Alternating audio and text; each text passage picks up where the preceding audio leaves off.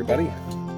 This is a demonstration of a small battery bank and solar system that I built for my brother's off-grid cabin here in Pennsylvania.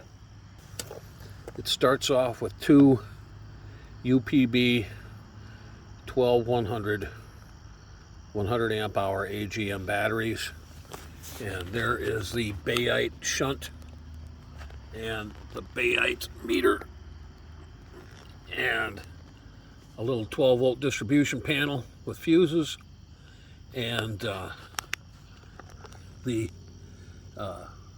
solar panel fuse for the positive that goes into the charge controller.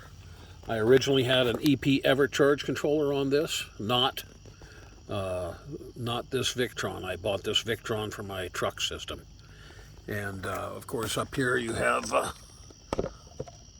12 volt plug and three USB outlets, two of which are USB 3.0. And I don't have the panels hooked up to this because I'm going to be doing an upgrade on it and putting in a bigger charge controller and a lot more panels and two more batteries all wired in parallel. And I'm putting a Victron Smart Shunt on it also. So there you go. This is a basic system. The reason I like the Victrons, they can show a history. Switch over here to my Victron Connect, and this charge controller is the 100/20 charge controller.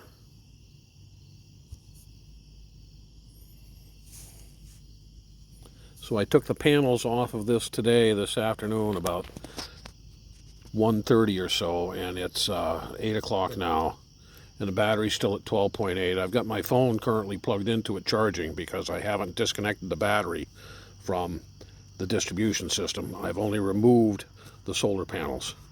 And here is the history. Yesterday was 10 watt hours. Today it's showing nothing, but switching back to the camera here, that is, with the exception of hooking up a panel to the charge controller, negative there, and the positive into the end of the fuse, it's back up and running.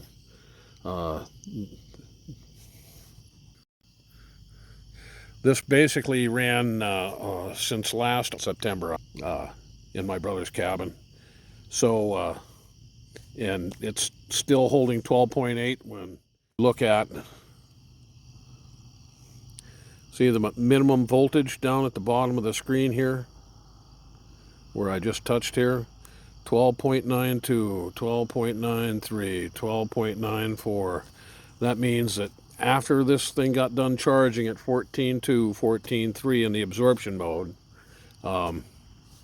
the lowest the battery drifted down to at night after the sun goes down with no usage, it's still holding 12.0, 13.0. You can see on this day right here,